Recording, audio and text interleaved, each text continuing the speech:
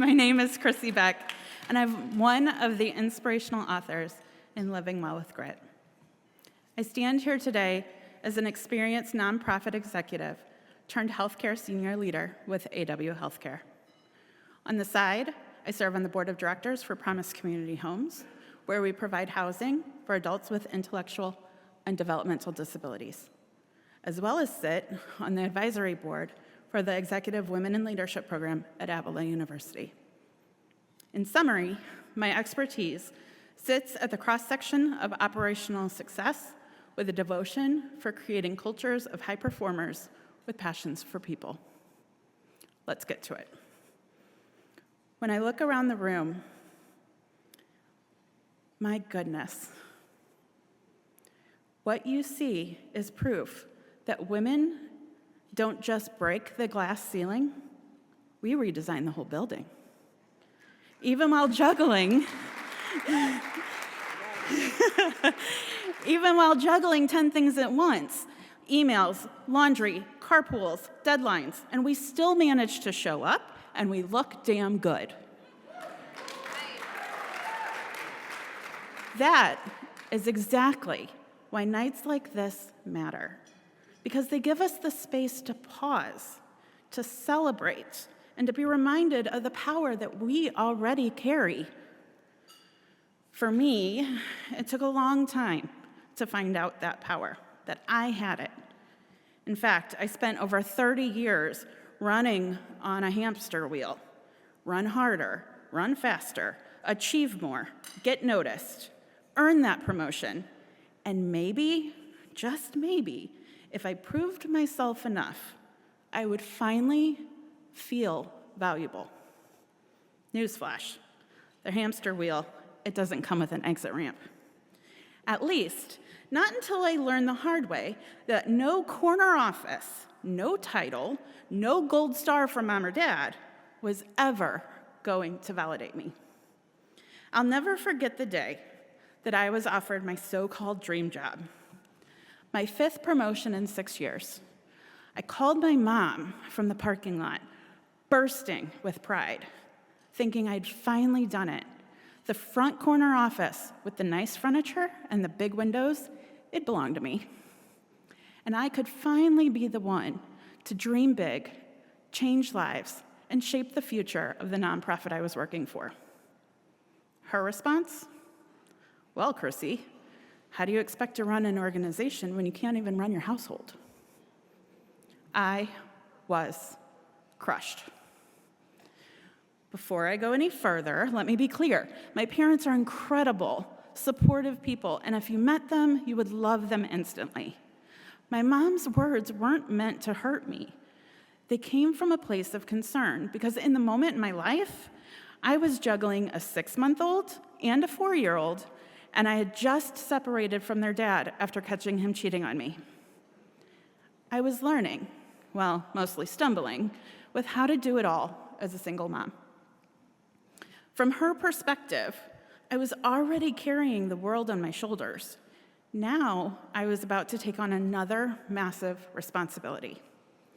Her words came from love, but what I heard in the moment was doubt. And because I trusted her voice more than my own, I let it confirm every insecurity swirling in my head. That comment sent me spiraling into self-doubt, imposter syndrome, and you guessed it, right back on the hamster wheel. I self-sabotaged myself out of that role within 6 months.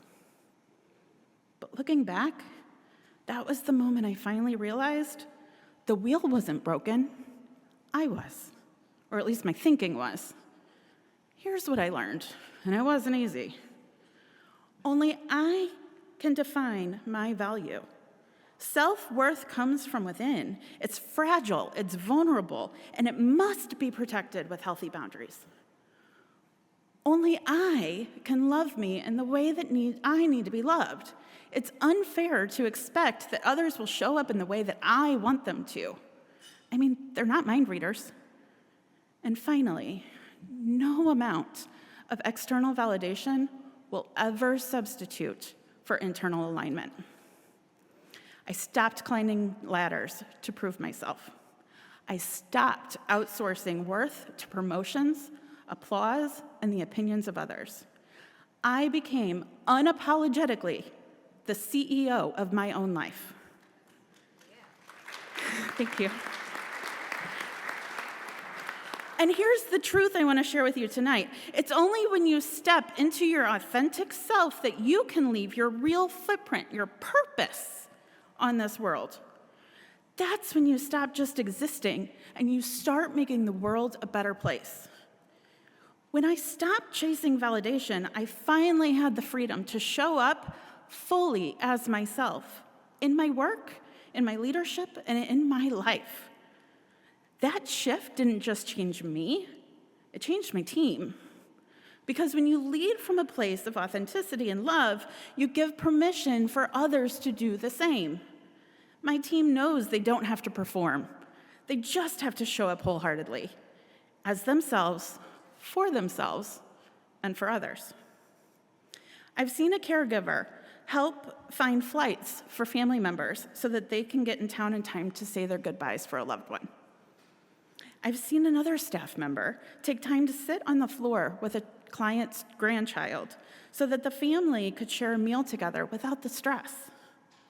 Or there was the client who was perpetually upset, confused, who was finally showing some peace and calm as she listened to a story being read to her. Those moments are not in a job description. They happen because my team feels safe to show up as whole humans. And when you look at the data, these lead to outcomes, such as a 97% client satisfaction rate, because when you love your work, the people you serve can feel it. And a 79% staff retention rate, almost 3 times better than the national average of 20% in our industry. Because when people are valued for who they are, they stay. That, my friends, is the power of leading from authenticity. Not only does it change the way we feel every day at work, it changes the culture, the outcomes, and the lives of everyone we touch. I want you to hear this clearly. You do not need to prove yourself to anyone. Not your boss, not your parents, not your LinkedIn followers, and certainly not the imaginary perfect woman who somehow has a spotless house, a billion-dollar business, and the kids never spill juice on the couch. I mean, she doesn't exist, and if she does, we can't all be like her. Your worth was never meant to be negotiated. It's already set. The only question is whether or not you'll claim it. So tonight, I'm asking you to do what I finally learned to do. Step off the wheel. Stop chasing the applause. Stand in the power of who you already are. Because when women lead with authenticity, men too, when we stop performing and start being, that ripple effect is unstoppable. We change our teams, we change our families, we change our communities, and together, we change the world. Thank you.